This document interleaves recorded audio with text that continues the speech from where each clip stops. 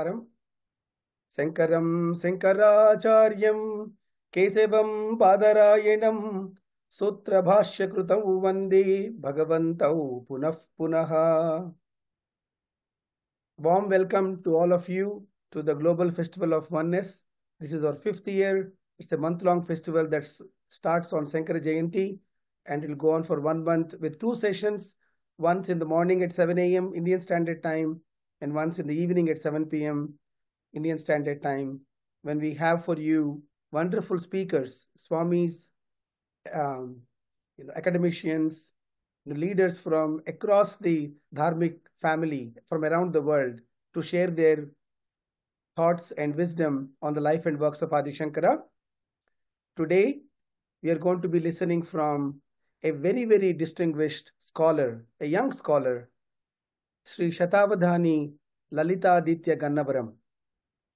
Shatavadhani Lalitaditya Gannavaram is actually only 24 years old.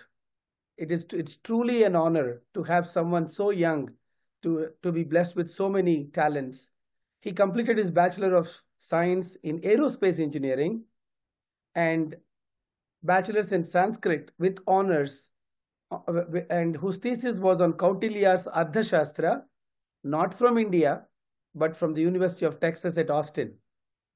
He is a disciple of the Sringeri Jagadgurus and a direct student of Jagadguru Sri Sri Sri Vidushekar Bharati Mahaswami. He studied Tarkashastra from Darshana-Alankara Brahmasri Vishwanatha Gopalakrishna Shastri Garu, also studied other Shastras from Pandits such as Sri Vempati Kutumba Shastri Garu, Sri Chirravuri Padmanabha Sharma Garu, and currently he is pursuing, how lucky for him, Shastric studies in Sri Sringeri Sharada Peetham, where he performed his first Shatavadhanam. So Shata is 100 and doing an Avadhanam with 100 scholars. It's really amazing. At the age of 19, and he went on to complete a total of 3 Shatavadhanas in Telugu and Sanskrit in India, as well as Ashtavadhanams in both languages in India, US and Canada. He has received titles such as Satavadhana Satadhruti and Satavadhana Saratchandra. He has given numerous pravachans on Ramayana, Bhagavatam, Bhagavad Gita, Shankara Digvijaya, and many more. He has also written Shatakas glorifying Lakshmi Nrusimha and Khandakavyas in Sanskrit and Telugu. And he has also written a Telugu Kavyam named Abhinava Shankara Vijaya, detailing the charitra of the 33rd Jagadguru of the Sringeri Sharada Peetham tradition. Such an honor to have Shatavadhani Lalitaditya Gannavaram on our conference today. Today his topic will be Bhagavad Pada's Sanat Sujatiya Bhashya. Welcome you all once again, and today's talk will be delivered via video. Sri Lalitaditya Gannavaram Garu had a conflict, but he was kind enough to send us a recording of his talk. So we will now watch his video talk today on Sanat Sujatiya Bhashya. Namaskara.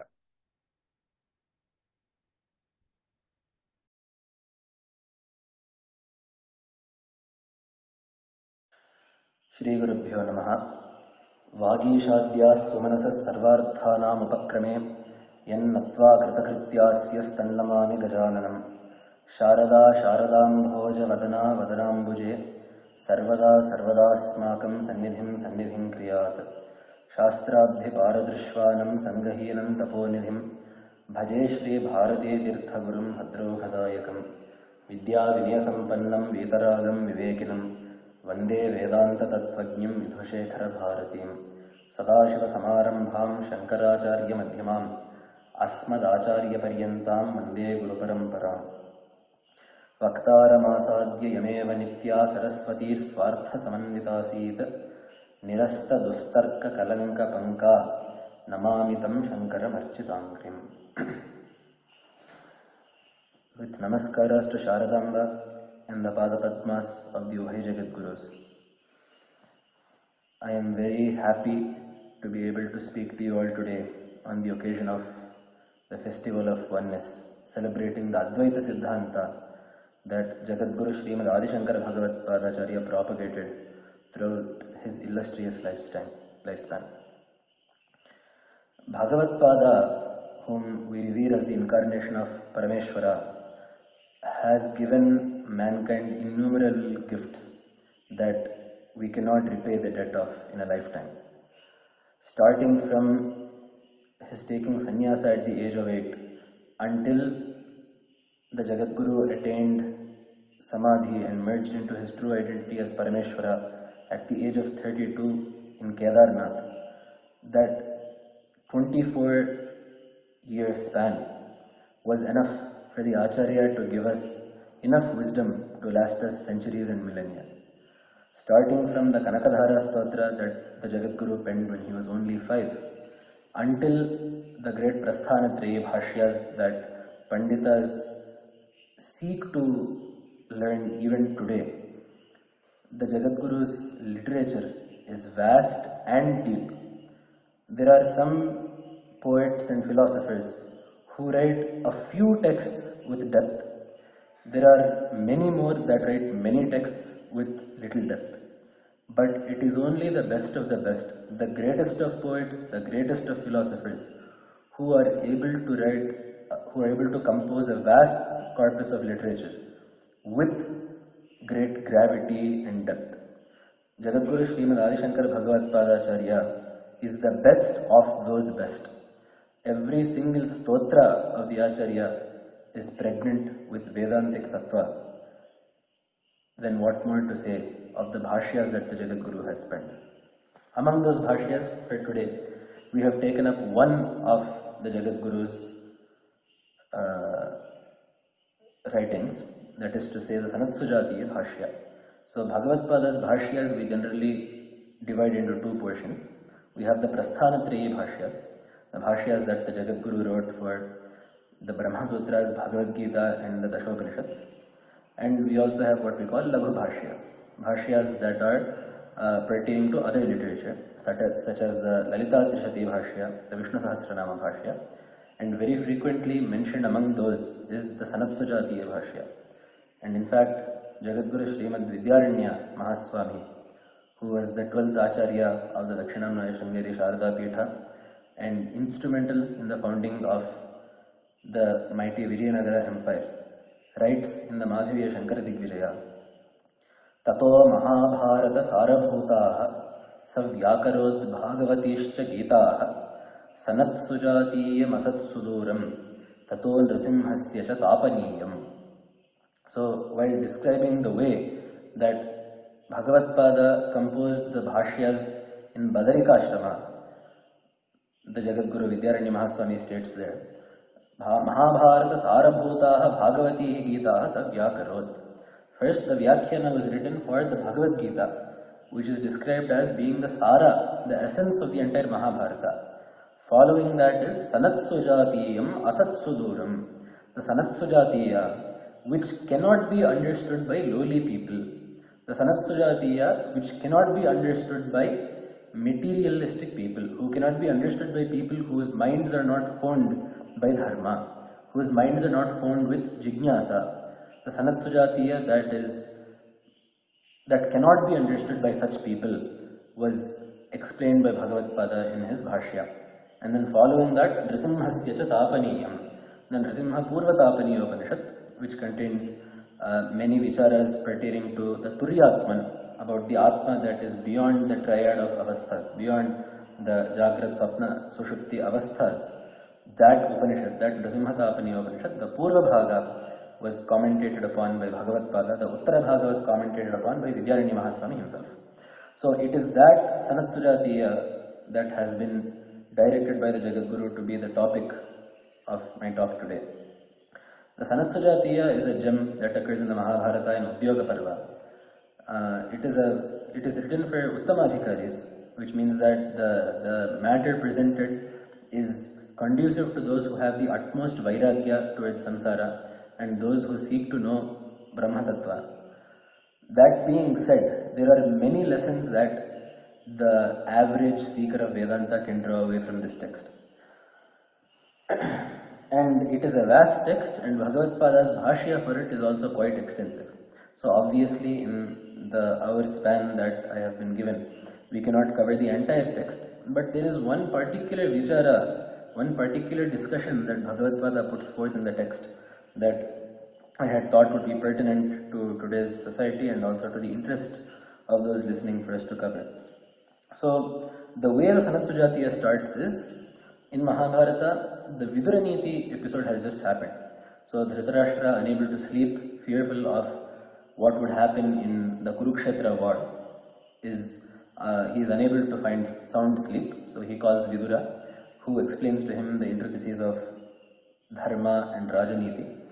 And in the end, he tells a couple of shlokas that hint at Atmavidya. At which point Dhritarashtra asks to know about Atmavidya, and by means of his Yoga Shakti, Vidura is a great Jnani and a Yogi, he calls Sanat Sujata himself, whom we find mentioned in the Chandogya Upanishad, and who is revered as an incarnation of Skanda, or Skanda is revered as an incarnation of Sanat Sujata Maharshi. Both are found in the Puranas. So such a Jnani is called one of Brahma's Manasa Putras, who after being born itself, despite being asked by Brahma to take up the duties of propagating the universe, refused and instead said that he would prefer to spend his time in Brahmanuchintana, in contemplating Brahman. So such a Brahmajnani is the person that has taught the Sanat Sujatiya to Dhritarashtra. And Dhritarashtra starts off the Sanat Sujatiya with a question. Sanat Sujata yedidam shrunami mrityurhi nasti iti tavopadesham devasura acharan brahmacharyam amrityave tat kataranna satyam. So it is a very interesting question that Dhritarashtra asks. So basically there is one shloka in the preceding part wherein Vidura and Sanat Sujata both say that Mrityu does not exist. Death does not exist at all. Death is not at all a thing that you should worry about because it does not exist. And then Dhritarashtra gets confused, just as I'm sure many of us are. So Dhritarashtra asks, you say Mrityurhi nasti iti tavopadesham shrunami. I have just heard you telling me that Mrityu does not exist, that death does not exist. But I also hear, we see in the Upanishads that Devasuraha acharan brahmacharyam amrityave. The Devasuras seeking amrityu, freedom from Mrityu, that the Devasuras have practiced brahmacharya. Brahmacharya means a diksha that was undertaken by the Devasuras in order to get Brahmajnana. We see this wherein Indra and Virochana, they both go to Prajapati seeking to know Brahma Tattva, and Prajapati tells both of them, Vasat Brahmacharyam. You stay here and observe Brahmacharya for a while, after that I will instruct you in Atmavidya. So we see that the Devatas and the Asuras, they have undergone severe penance, they have undergone severe niyamas and restrictions and regulations in order to transcend death, in order to overcome death and become immortal. You are saying that there is no death.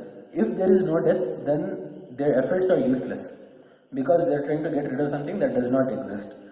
So which one of these is true? Kataranna satyam. Which one of these two is true? Does death not exist or does it exist? And at that point, the Sanat Sujatiya starts. Sanat Sujata starts by saying, Amrityuh karmana kechat mrityur nasti iti chapare shrunume bravato rajan yathaitanma vishankithaha. So this is the crux of the matter that we will later be delving into. So the topic for today is Karma and Jnana. What are their roles in getting moksha and what are their roles towards each other? Bhagavad-pada discusses this extensively while doing Vyakhya of one shloka. So that is where we are coming to. But here also we can see the bijas of that, the seeds of that discussion being sown here. And so Sanat Sujata says, Kechita amrityuhu karmana iti vadanti. Kechit mrityur nasti iti chapare. So basically, Sanat Sujata is saying, some people say that death can be transcended through karma. Others say that death does not exist. So what does this mean? This is Sanat Sujata's statement. So to understand this, we will need Bhagavad-pada's bhashya. There, Bhagavad-pada very nicely writes, Kejita punaha avidyadhirudhaha paramarthato mrityu sadbhavam manyamanaha vedoktena karmana amrityuhu amritatvam bhavati iti matva amrityave amritatva praptaye vedoktam karma acharanti. This is what Bhagavad-pada has said. Some people, Vishaya avidyadhirudhaha, because they are clouded by ignorance or having been taken hold by ignorance, by avidya, mrityu sadbhavam anyamanaha. They think that death is real because of avidya. So the Siddhanta, the final position is that death does not actually exist. Because as we hear in Gita, right, nasato vidyate bhava, na bhavo vidyate sataha. If the Atma exists, then there can be no death for the Atma because it is an existential item. You can so there is no question, if the Atma exists, it will never die. That is the Siddhanta. So there is no such thing as death for the Atma.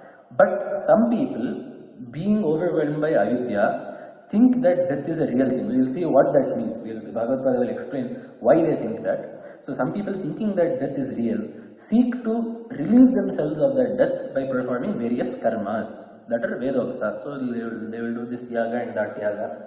We see also in Veda that in some places apava somam amrita bhoma is one thing. The devatas feel after doing a yaga and drinking the somarasa in the end, apava somam.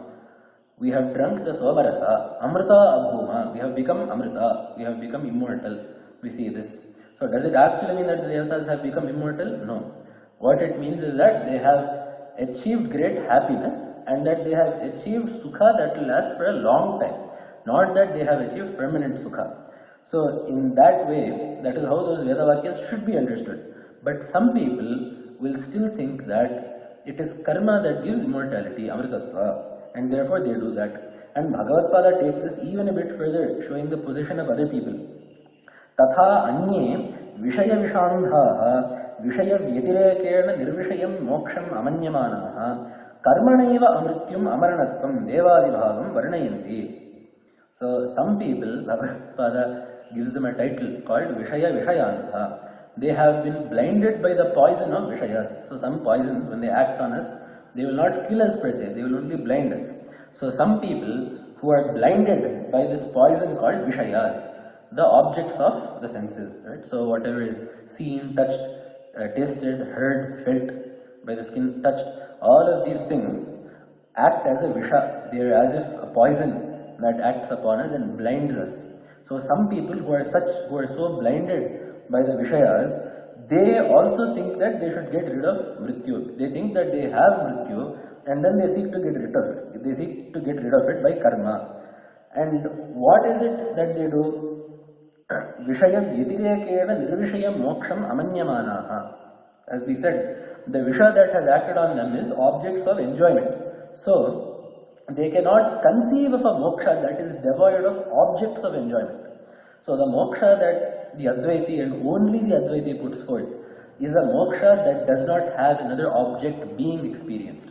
All other darshanas, when they propound their version of moksha or what they hold to be moksha, will say that the jiva will experience something during moksha. It could be the presence of Bhagavan, it could be Bhagavan himself, it could be some sukha in sarga, but all other darshanas all have another object being experienced during moksha. It is the Advaiti and the Advaiti alone who says that there is nothing outside of you that needs to be experienced during moksha.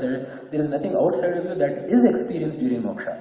You experience your Sasvarupa, your own true nature, which is Ananda. So there is no Vishaya. Ananda is your nature. It is not something that is being experienced. So these people though, because they are so attached to Vishayas, they are so attached to things being experienced, that they cannot even conceive of a moksha in which there is no object of enjoyment. So because they cannot conceive of a moksha in which there is no enjoyment, they seek to do karma which will give them happiness that has an object of enjoyment. So they cannot conceive of moksha. So instead they will do some yaga, they will go to Sarga where they can experience some sukha there.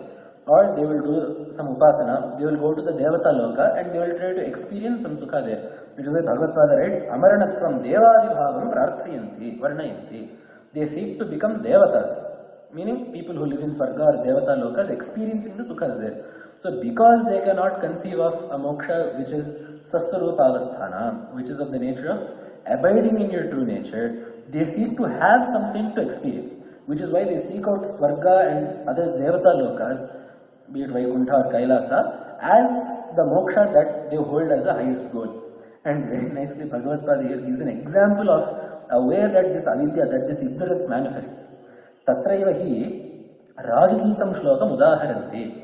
So Bhagavad Pada says here we can see a shloka that these ragis talk about. So people who have this raga towards the Vishayas, who say that I have to have something to experience, I do not want or I cannot conceive of a moksha in which there is no object of experience. They tell one shloka. To this day we can find people telling this shloka. Api vrindavane shunye shrugaluttam sa ichhatu. Natu nirvishayam moksham kadachadapi gautama.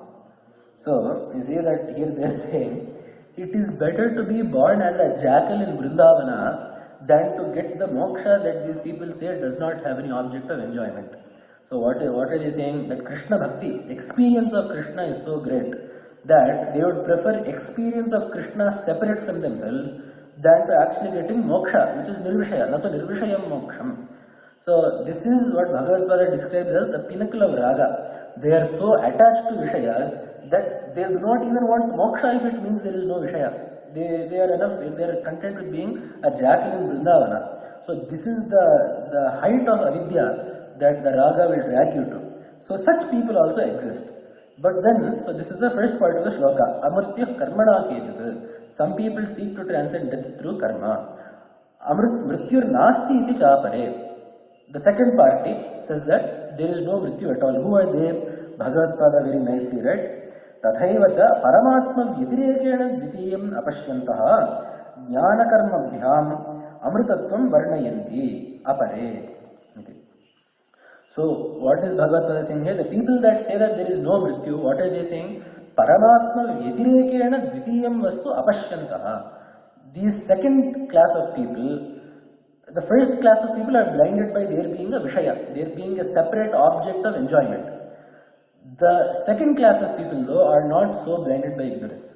Instead, they say that there is nothing besides Paramatma. Paramatma is the Atma. There is nothing besides the Atma Chaitanya.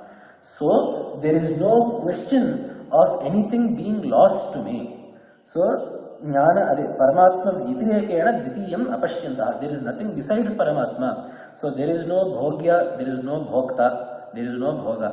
It is only Paramatma that exists and nothing else.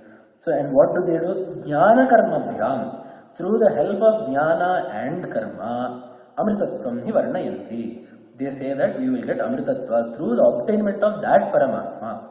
Through jnana and karma. This statement is very important. Jnana karma bhyam amritatvam varnayanti. So, the means of getting amritatva is jnana and karma. Both of them will give you, both of them are the means to getting that nirvishaya moksha. So, how does that happen? First, Sanat describes what he says mrityu is.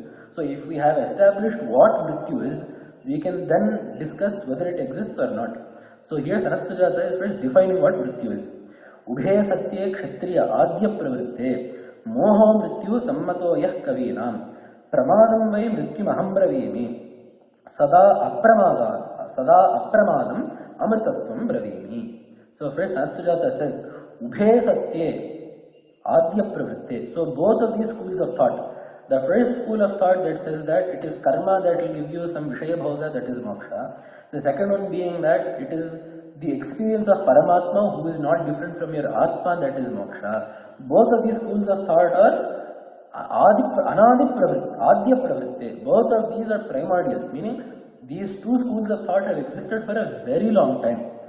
So, first let us discuss what mrityu is. There Sanat Sujata says, Moho mrityu sammato yah kavinam. So, some people, some wise people say that Moho mrityu, ignorance is mrityu.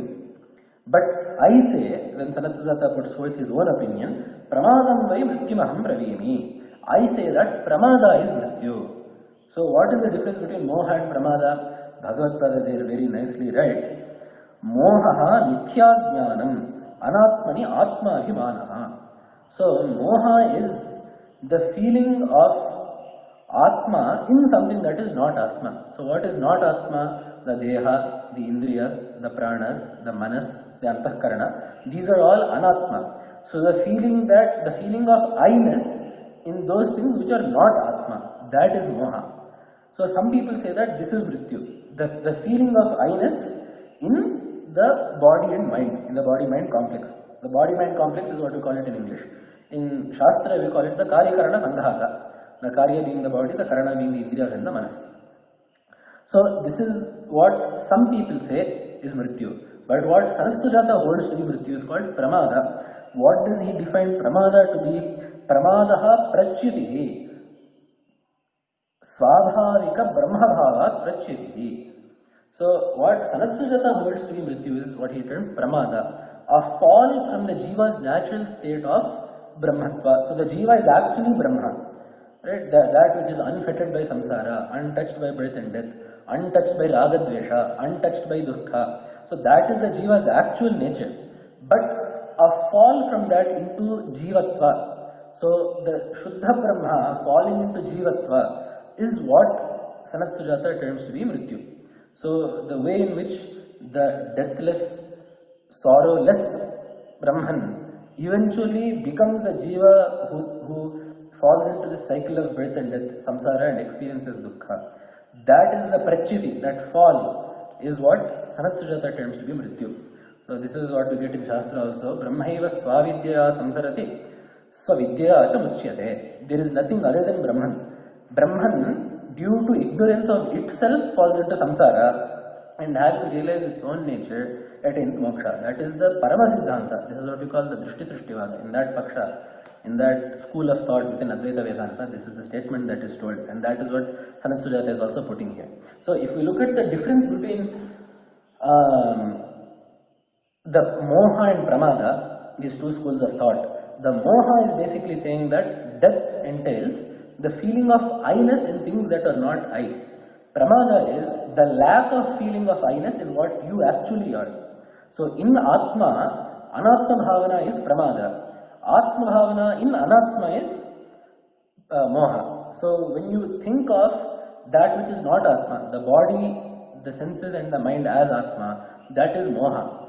When you think of the Atma as mortal, when you think of the Atma itself as bound, when you think of the Atma itself as experiencing pleasure and sorrow, that is Pramada. So this is what we call, these are just the two halves of what we call Paraspara Adhyasa.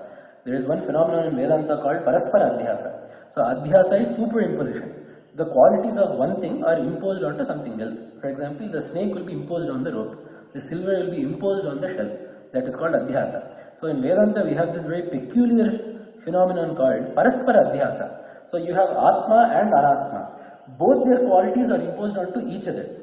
So what are the qualities of the Atmas? Asti, Bhati, Priyam Bhavati. It exists, it shines as Chaitanya, and it is dear, it is of the nature of Ananda. This is imposed onto the body. These are actually the qualities of Atma. The nature, this is actually the nature of Atma, but this is imposed onto the body. We say, Shariram Asti, Deha Asti. The body is, the body exists. So the existential nature of the Atma is imposed onto the body.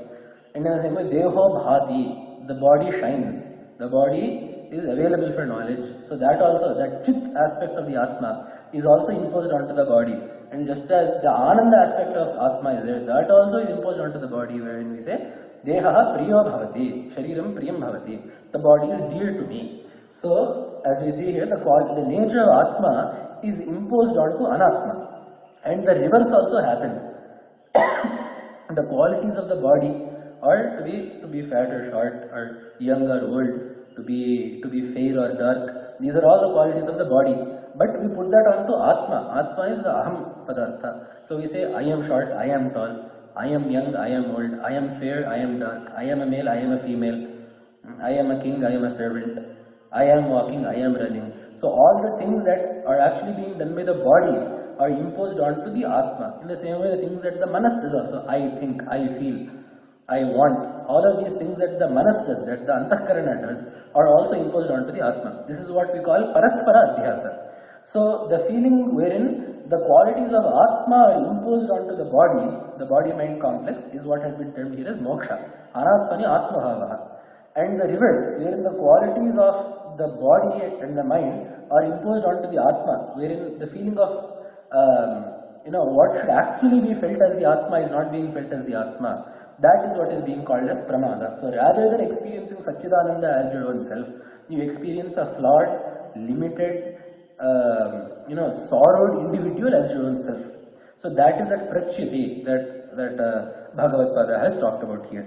So then there comes one shloka that very nicely Sanat Sujata says, so this mrityu that I have talked about, this pramada, this fall from the Brahma Bhava, it is not the mrityu that you are thinking of. That is why Sanat Sujata says, na mrityuho vyaghra ivatti jantun apyasya rupam napyasya rupam upalabhyatehi mrityuho vyaghra iva jantun na atti.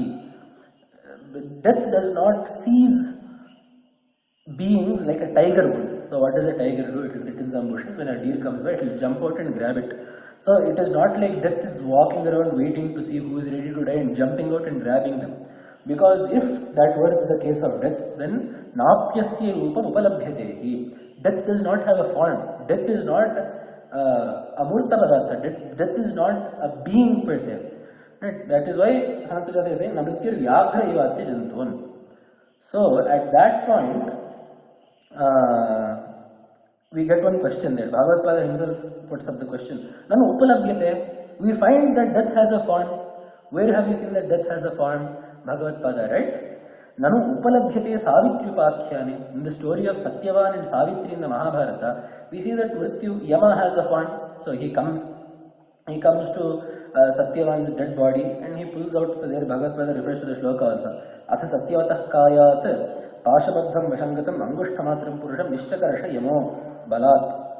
We see in the story of Satyavan and Savitri that Yama comes there. We see Yama is a person riding a buffalo who comes and drags the Atma out of Satyavan's body to take to the Paraloka. So Mrityu has a form. How can you say that Mrityu does not have a form?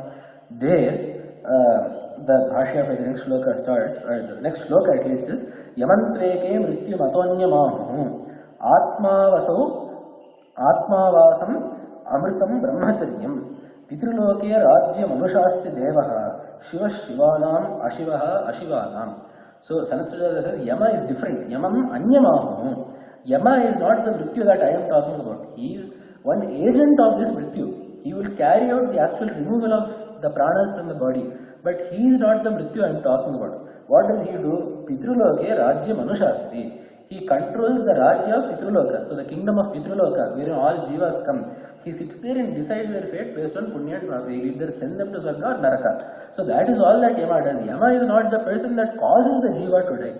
When the jiva dies, Yama does his work. But the jiva does not die because of Yama. So that is why Bhagavad Pada writes, and then Yama is Shivaha Shivanam. He is auspicious to those who have done good things in their life. For people who have followed Dharma in their life, Yama is good to them. Ashivaha Ashivanam. For those who have done adharma during their lifetime, Yama is fearsome to them. He is terrible to them. So there Bhagavad Pada writes, Satyam upalabhyate tathapi naso sakshat mrityuho. Correct. Yama has a form. We see that in Puranas and Mantra Shastra also. But he is not sakshat mrityu. Kastarhi yaf pramadakyo mrityuho ajnanam sa eva. So that entity which we are calling ajnana, due to which the jiva has actually come into samsara, that is the problem. That is what Mrityu actually is. And then there, Bhagavad Pada then starts the vichara of how do you get rid of ajnana. And as Bhagavad Pada wrote before, jnana karma bhyam amritattvam varnayanti. So it is the combination of jnana and karma, a very peculiar, particular combination of jnana and karma that will lead to that moksha, which is the removal of ajnana. So there, now Bhagavad Pada is starting that vichara. That is what we will be looking at in the next half an hour. Tatha ajnanasya vinasha hetutvam shruyate nached yahaverin mahati vinashtihi. So this form of mrityu, this vinasha is caused by ajnana. How do we know this? In Ishavasya Upanishad, we have one mantra, nached yahaverin mahati vinashtihi. If you do not know the Atma, you will attain vinasha. So not knowing is ajnana. So it is seen in Shruti also that ajnana is the cause of mrityu. And in the same way we have in Brihadaranyaka one more shloka that Bhagavad Pada quotes here. Brihadaranyake pramadakhyasya ajnanasya saksha mrityutvam darshatam mrityurvai tamaha jyotiramritam. Tamaha, that ajnana is mrityu. So therefore, yasmat pramadaha eva sakshat sarvararthabhidam tasma na pramadyeta. So because now we have decided that this pramada, this ajnana is the cause for all the vinasha that happens, all the mrityu that jivas experience. So then what should we do? तथा अज्ञानस्य बन्धहेतुत्वं विज्ञानस्य मोक्षहेतुत्वम् उक्तं भगवता. So the fact that ajnana is the cause for bondage in samsara and jnana is the cause for release from samsara, this has been told by Bhagavan, wherein ajnanena avritam jnanam tena mahyanti jantavaha. In Gita, Bhagavan says ajnanena avritam jnanam. So jnana is concealed by ajnana, and therefore all the jivas attain moha and go into samsara. If that ajnana is removed, then jnana is left and they will not have samsara. So it follows that ajnana is the cause for bandha, jnana is the cause for moksha. Then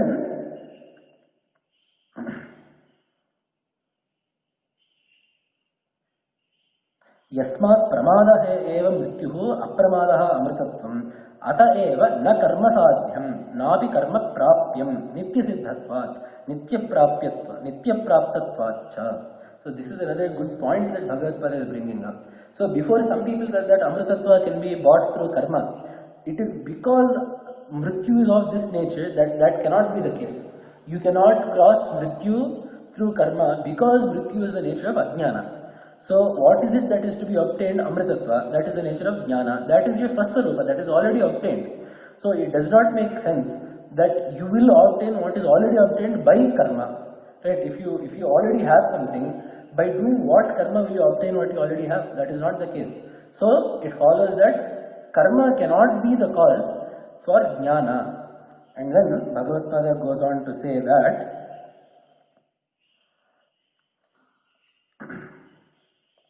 तस्यैव स्यात् पदवित्तं विदित्वा न लिप्यते कर्मणा पापकेन इति. So there is one more shruti that Bhagavad Gita quotes, that वर्धते no कनीयान् एष नित्यो महिमा ब्राह्मणस्य न कर्मणा वर्धते नो कनीयान् न कर्मणा वर्धते no कनीयान्. The karma will not help the brahmana. Brahmana here means someone that wishes to get brahmajnana. It will not help them reach the moksha that they want, nor will it deprive them of the moksha that it wants, because moksha is what is termed as nitya prapta. So after that, Bhagavad Gita then says, nanu evam chet tarhi karmani nanushtayani. So if you say it this way, if you say that karma will not help you get what is already gotten, and it will not help you remove what is not at all there, then karma should not be followed at all. What is the need to do karma? There Bhagavad Gita says, nan anushteyani. It is not that karma should not be done. Kintu jnanina anushteyani. It is not that karma should not be done. It is that ajnani does not need to do karma. Tathacha Bhagavan Vasudevaha yas atmaratirev syad atmatriptascha manavaha atmanyeva cha santushtaha tasya karyam na vidyate. That person that has attained tripti within himself, that person that has attained his own atma and therefore is content and wants nothing else, tasya karyam na vidyate. He has no particular kartavya. There is nothing that he has to do. Tathacha Brahmanda Purane Kavashayaha. One more thing to note is, in this Sanatsujati Bhashya, Bhagavad Gita showcases his Vaidushya of all branches of Sanatana Dharma. Bhagavad Gita quotes so many Shrutis, so many Upanishads, so many Smriti Granthas, Manu, Yajnavalkya, Vasishtha, all these Smriti Granthas will come, Puranas will come, Mahabharata will come, Anuhita will come, Moksha Dharma, that Parva of Mahabharata will come. Bhagavad Gita will more or less show that the entire gamut of Sanatana Dharma's literature is geared towards this very Siddhanta. So that is one more thing that we can note through the Sanatsujati Bhashya. So that is why Bhagavad Gita now is quoting from the Kavashaya Gita. There are many Gitas in the Puranas, Shiva Gita, Ganesha Gita, Avadhuta Gita. Like there are many Gitas in the Puranas that talk about Paratattva. One of those is called the Kavashaya Gita. This is found in the Brahmanda Purana. So there is one shloka that is telling this very point. Kimatya nashtadhyayanena karyam kimarthavantascha makhair yajamaha pranam hiva kinale johavimah prananale juhuvimi iti vacham. So juhavimi iti vacham. So basically there also the jnani is saying, what should I do adhyayana for now, and for what should I do yagas? I have already attained jnana. So there is no need for someone that has already gotten brahmajnana to do karma. That is what we mean when we say that karma is not necessary. So then what to do? Kena tarhi anushteyani, Bhagavad Gita asks. So who is it that is actually supposed to do these karmas? Ajnanina arurukshuna sarvakarmani sarvada anushteyani na jnanina. For someone that is an arurukshu, means someone that wishes to climb up the ladder of yoga. That is what we get in Gita. Arurukshor muner yogam karma karana uchyate. Yoga rudhasya tasyeva shamah karana uchyate. This shloka will also be discussed by Bhagavad Pada going forward. But basically, look at the clarity with which Bhagavad Pada says here. Karma does not need to be done by jnanis. Who should do karma? Ajnanina arurukshana, by someone that is still in ajnana, and by someone that wishes to ascend. So both of these are there. Someone that wishes to ascend but is not an ajnani, he does not need to do karma. Someone that is an ajnani but does not wish to get liberated, he also does not need to do karma. So only someone that is an ajnani and wishes to get liberated needs to do karma. So most of us are in the realm of ajnana. So if someone says, I prefer the Upanishads, I don't care about the rest of Veda, I don't care about the rest of Sanatana Dharma, Puranas, Itihasas, throw them out. All I want is I like to think about the philosophy of the Upanishads because that is what gives moksha. We can infer that he does not want to be liberated because only someone that is an ajnani and wants to be liberated will do karma. Because karma must be done. Why must karma be done? That also Bhagavad Pada will talk about going forward. So, ajnanina arurukshana sarva karmani sarvada anushteyani. All karmas must be done regularly at the proper time without fail. This is what Bhagavad Pada is saying. It is not like jnana is the end goal, so karma is useless. Karma is a must-do stepping stone. Tathajaha Bhagavan yo lokesmin vidhanishta pura prapta mayanaka jnana yogena sankhya karma yogena yogena iti. Arurukshor miner yogam karma karanam uchyate yoga rudhasya tasyeva shamah karanam uchyate. So what is this shloka saying? This is why Bhagavad Pada has chosen this shloka to put forth this point. Arurukshoha mune. So for someone that wishes to get uplifted, karma karana uchyate. In attaining that jnana, karma is said to be the karana. For someone that is still laboring under the delusion that the body is Atma, the cause for him to attain jnana is karma. For someone that has already attained that jnana, that is what yoga rudhasya tasyeva munehe. For someone that has, here yoga means jnana. For someone that has already attained that jnana, then what is the cause for moksha? Shamaha. Restraining yourself, retracting yourself from all karmas, pulling yourself out of all karmas is the cause. So for someone that is an ajnani, the performance of karmas is what helps you get to moksha. For someone that is a jnani, pulling yourself out of karmas, desisting from karmas is what will help you abide in the state of moksha. And one more shloka is quoted from Vyasa Maharshi. Tathaha Bhagavan Satyavati Sutaha Vyasa. Vyasa Maharshi is also saying elsewhere in Mahabharata, Dvavimatha Panthano Yatra Vedas Pratishtitaha Pravritti Lakshana Dharmo Nivrittaucha Vyavasthitaha. This is what we see in Gita also, Gita Bhashya also. Dvidho hi dharmaha, loke dvidho hi dharmaha, pravritti lakshana, nivritti lakshanascha. Dharma is of two kinds, pravritti lakshana, nivritti lakshana. One aspect of dharma is the performance of karma. One aspect of dharma is retraction from karma. So here clearly it is told which dharma is for whom. For ajnanis, it is pravritti dharma. For jnanis, it is nivritti dharma. Nanu, so then the next point is being brought up by Bhagavad Pada. Nanu, evam arurukshunam karmani nanushteyani karmanam bandhayetutvat. You have said that karmas are the cause for arurukshus, people that wish to slowly climb up and get uplifted. You are saying that karma should be done by them. But if they do karma, they will not get moksha. Kutaha karmanam bandhayetutvat. Because he has fallen into this predicament because of karma in the first place. It is because he has done so many karmas over the course of time, over the course of all of his lives, that he has accrued a karma debt that causes him to take upon a body in which he will experience the fruits of that karma. So it does not make sense that he should keep doing what got you into the problem in the first place.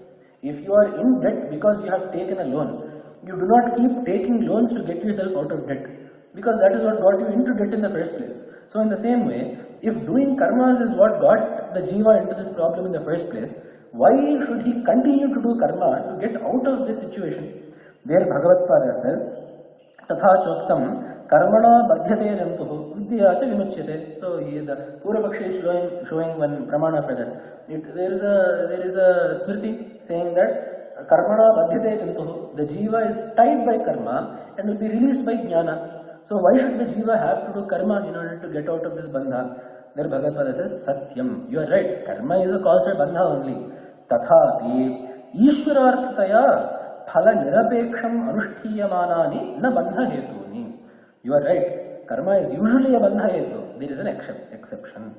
When karma is done for the sake of Ishvara, without any attachment to the phala, without any desire for the result, then it does not become a cause for bondage. That karma does not bind you. That is why in Gita also is there. Exactly that shloka is being quoted by Bhagavad Gita immediately after. Tatha choktam bhagavata yajñarthat karmanonyatra lokoyam karma bandhanaha tadartham karma kaunteya mukta sangas samachara. Bhagavan says in Gita, yajñarthat karmanaha anyatra karma bandhanaha lokaha. So besides that karma that is done for the sake of yajna, all other karmas will cause bandhana. What is meant by yajna here? Bhagavad Pada writes in the Gita Bhashya, not here in Gita Bhashya. Not here in the Gita Bhashya. Bhagavad Pada says, Yajñarthat, Yajño vai Vishnu is a Vedavakya. So, besides those karmas that are performed for Ishvara, all other karmas cause bondage. So, that is why Yajñarthat karmanam yatra lokoyam karma bandhanaha. Besides those karmas that are done for Ishvara, all other karmas cause bondage. So, you are right in saying, the Bhagavad Pada is saying to the Pura Pakshi, you are right in saying that karma causes bondage.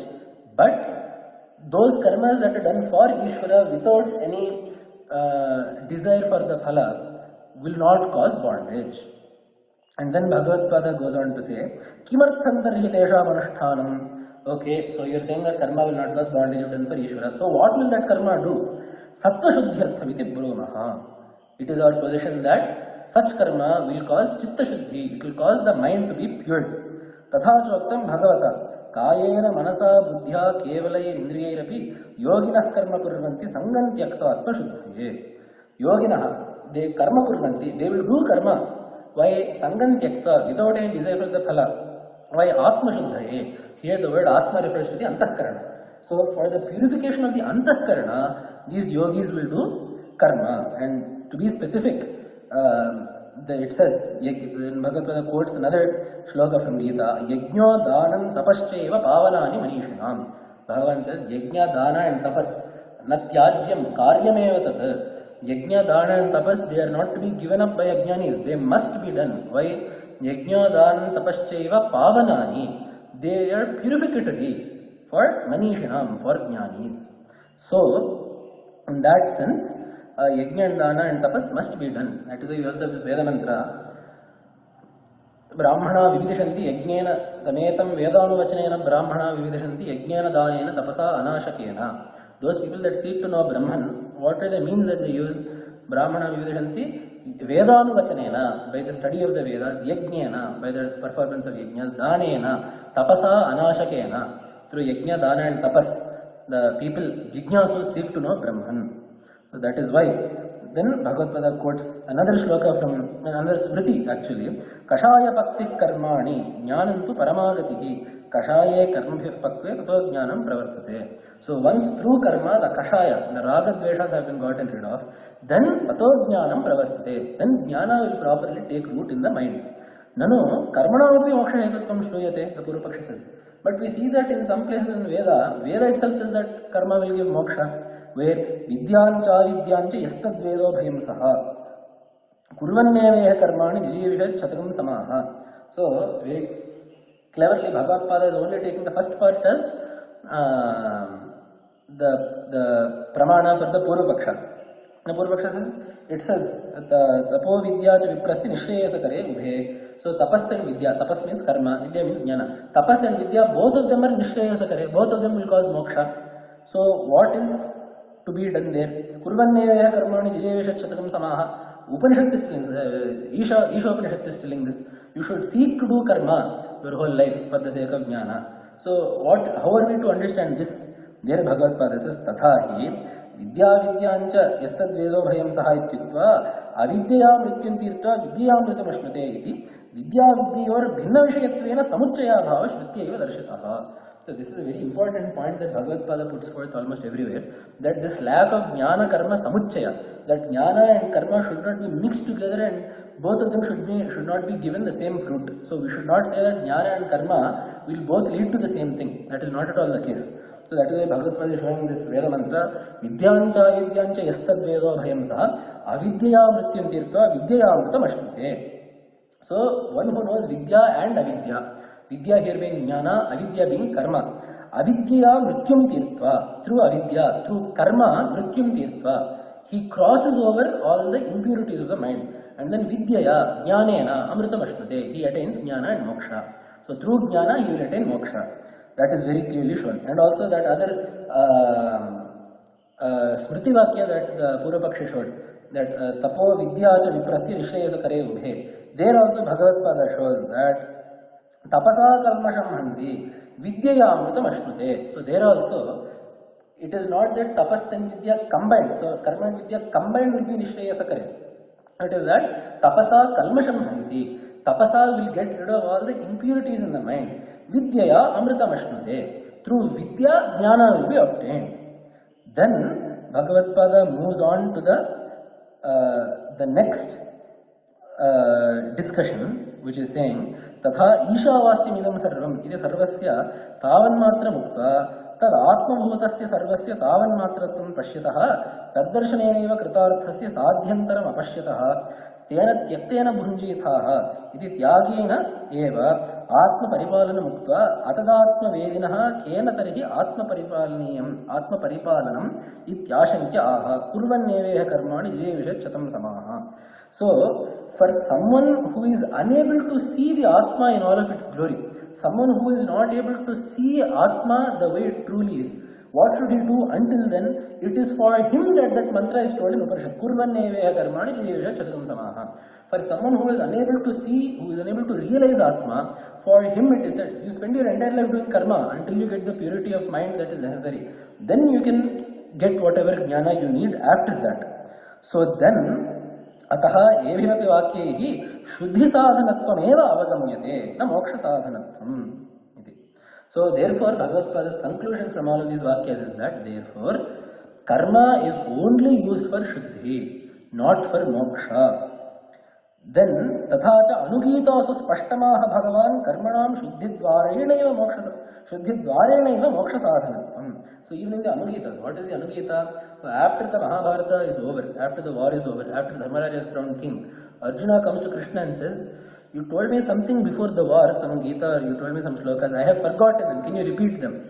Krishna says, I cannot do the exact same thing over again, there is no encore for that performance, but I will try to summarize what I have told them. So that is the Anugita. So there Bhagavan clearly says, Nitya Naimityakaihi Shuddhaihi Phalasanga Vivarjitaihi Sattva Shuddhim Avapya Atha Yoga Rudha Bhavishyati Yoga Rudha Tato Tad Vishnoh Paramam Padam Guru Bhaktyaja Dhrityaja Dharma Bhaktya Shrutena Cha Vishnu Bhaktyaja Sadam Jnanam Utpadyate Amalam Tasmat Dharma Parobhuta. There. So basically what is Bhagavan saying here, Nitya Naimityakaihi Shuddhaihi.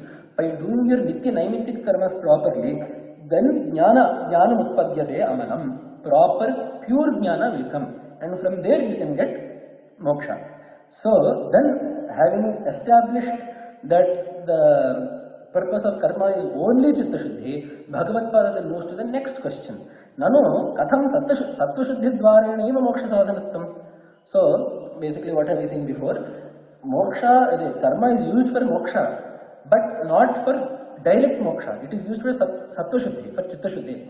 So how is it that karma will cause moksha through sattva shuddhi, through chitta shuddhi? So what is the relationship between these three? So first you said that karma does not cause moksha. Then you said that it is not that karma is useless for moksha, but karma is useful for moksha through chitta shuddhi. What is the point of chitta shuddhi in the first place? Why should we have to get moksha through chitta shuddhi? So there, Bhagavad Pada says, Nano katham sattva shuddhi dvarena eva moksha sadhanatvam vinapi sattva shuddhim jnanena eva moksha siddhyatyeva. Jnanena moksha siddhyatyeva. So basically Bhagavad Pada is saying here, now why should we seek to get moksha through sattva shuddhi, through chitta shuddhi? Without chitta shuddhi also you can get jnana and get moksha. There Bhagavad Pada says satyam. Jnanenaiva. So basically in the end the Purvapakshi said jnanenaiva moksha siddhyati. So it is only through jnana that moksha will be obtained. So what is the point of doing karma for chitta shuddhi? Without Chitta Shuddhi, just get Jnana, that will get you moksha. Why should you do karma, get Chitta Shuddhi and then get Jnana? Get Jnana directly, because that is what gives moksha. So Bhagavad Pada says, Satyam, I will accept part of what you have said, that Jnana will give you moksha, but Kintu Tadeva Jnanam Sattva-shuddhim vina notpadyate iti vayam brahmaha. You are right in saying that Jnana is the only thing that will give moksha, but that Jnana will not be gotten without Chitta Shuddhi. Just as for someone to get a degree, they need to pass +2 first. Without passing +2, they will not give you a degree. But you cannot say that passing +2 will give you a degree. Passing +2 will give you a college degree by making you ready for college, by making you ready for the degree program.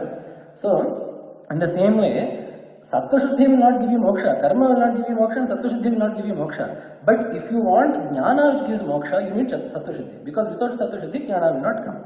Tatha choktam Jnanam utpadyate pumsam kshayat papasya karmanaha. This is the Smriti Vakya that is being shown. Jnana will arise in people when the Papa karma has been destroyed. Tatha choktam bhagavata aneka janma samsiddhas tato yati parangatim. So Bhagavan also says, having done this, having cleansed himself for many lives, only after that will he get moksha. So these karmas need to be performed regularly for the sake of moksha. Yasmat vishuddha sattvasyaiva nityanitya viveka dvarena moksha sadhana jnana nishpattihi tasmat sattvashuddhyartham sarveshwara muddishya sarvani vang manah kaya lakshanani Shrauta smartani karmani samacharayet yavat vishuddha sattvaha ihamutra phalabhoga viraga yoga rudho bhavati. This is a very strong statement to be understood. Basically, Bhagavad Pada here is saying, so because vishuddha sattvasyaiva, only someone that has obtained this clear mind, nitya viveka dvarena, so only once you have obtained that purity of mind, will you be able to properly differentiate between Nitya and Anitya Vastus. Nityam Brahmaiva, tad Vijiriktam Sarvam Anityam. This is Nitya Anitya Vastu Viveka. The only permanent thing that will be there in the Trikalas is Brahman. Everything else is Nashvara, transitory. So this Viveka will be there only when the mind is purified. See, all of us, we can say this. Right now we can listen to this, read a book and say, okay, Brahma is Nitya, everything else is Anitya. But how many of us actually feel that in our heart? That Brahman is the only thing that is worth getting because it is Nitya and everything else is not necessary. In order to truly feel that, you need to have a pure heart. So that is why Vishuddha Sattva Seva Nitya Nitya Viveka Dvarena Moksha Sadhana Jnana Nishpattihi. Only for such a person will Jnana come. Tasmad Sattva Shuddhyartham Sarveshwara Muddishya. So therefore, in order to purify your mind, Sarveshwara Muddishya, you offer all of those karmas to Ishvara. And what kind of karma should be done? Vang Manah Kaya Lakshanani Shrauta Smartani Karmani Samacharayat. You should perform karmas with Vang Manah Kaya Lakshanani. Vang Manah, Vak, Manas and Kaya. With thought, speech and body. With all three of these, you must perform the karma enjoined by the Shrutis and Smritis. Until when should I do them? Yavat Sattva Shuddha, Yavat Vishuddha Sattvaha, Ihamutrartha Phalabhoga Viragaha. Until such a point in time as when you become pure of heart, and Ihamutrartha Phalabhoga Viragaha, you are also utterly devoid of all desires towards bhogas in this world or in the next.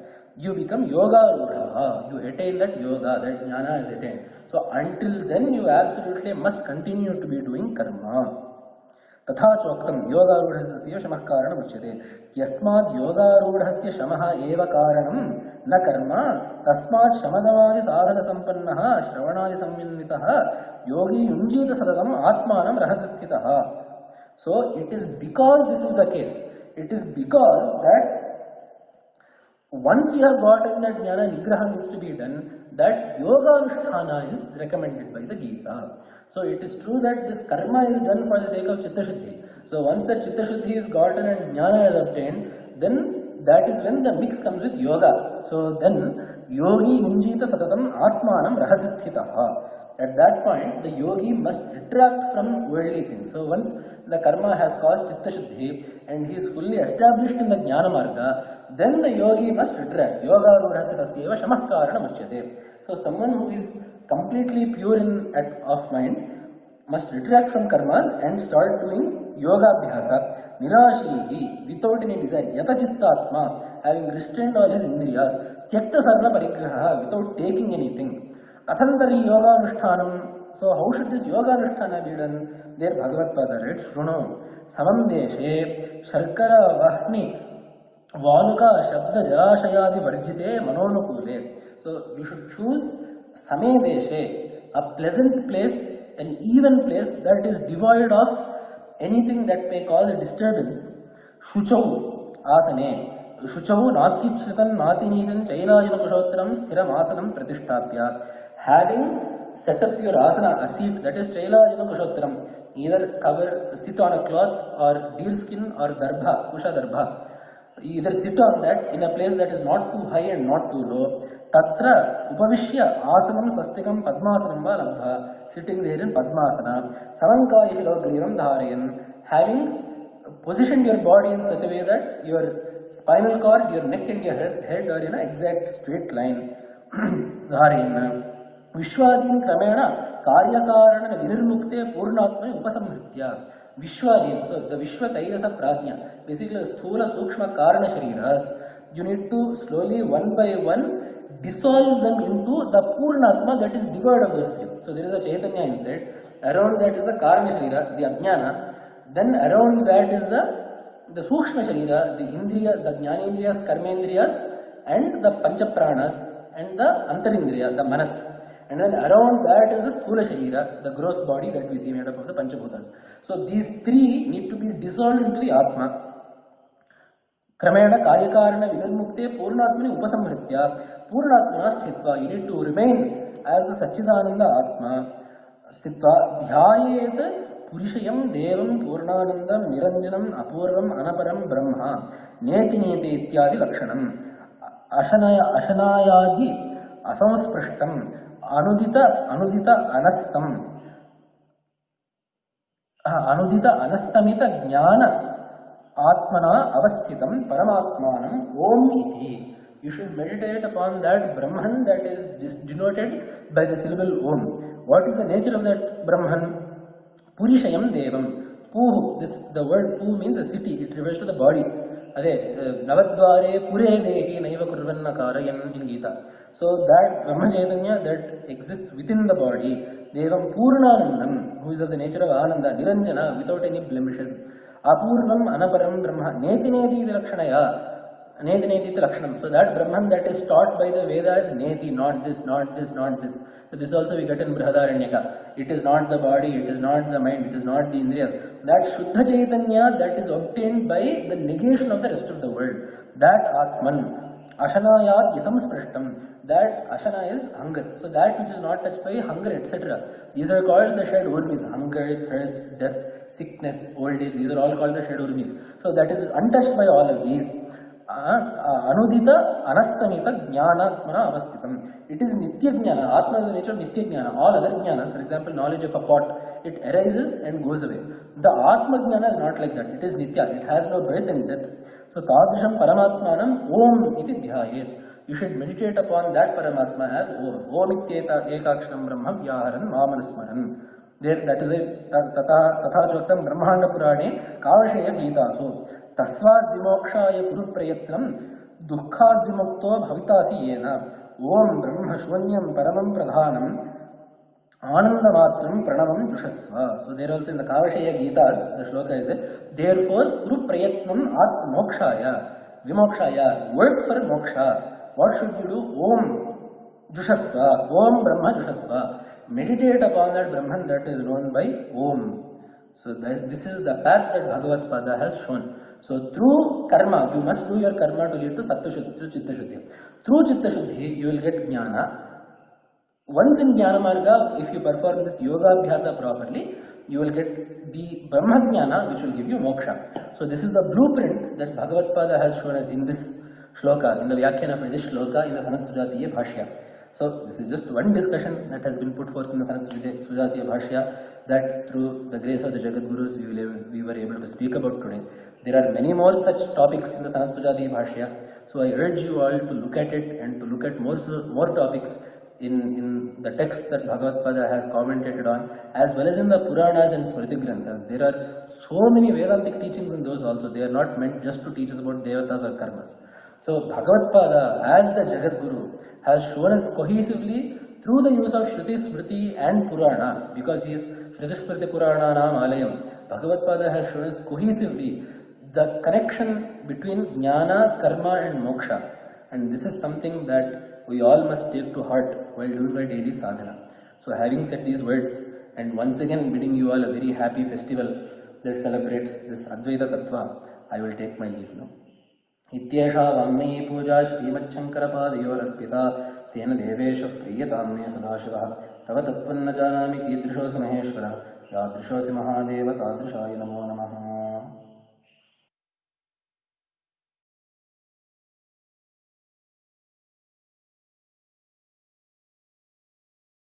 Thank you very much, Sri Lalitaditya Gannavaram Garu, for a wonderful presentation. I know you took a very complex topic and you try to give everybody an essence of this Sanat Sujatiya Bhashya. I hope this creates a lot of curiosity among all the attendees today to go and learn more. And towards the very end, you gave us this Om Ityeka Aksharam Brahma. Just meditate on that as a wonderful takeaway, besides wanting to learn more. So thank you very much for speaking at our conference, and to all those that attended, we'll see you in about 11 hours at 7 p.m. Indian Standard Time on Friday, and the talk will be Uma Tattva as beheld by Jagat Guru Bhagavad Pada Shankaracharya and other Advaitacharyas. This sounds a very interesting topic. I don't think we have had this before in the conference in the last 4 years. It is going to be delivered by Sri Nataraj Manesh Shinde, and we look forward to seeing you there. Once again, thank you very much for joining. Please tell your friends. Our objective with this conference is to really celebrate it and make people know that this rich wisdom repository exists in our Sanatana Dharma tradition, and so many scholars have been spending their entire lifetime studying this incredible works of Jagat Guru Adi Shankara. With that, Namaskaram. Jai Jai Shankara, Hara Hara Shankara.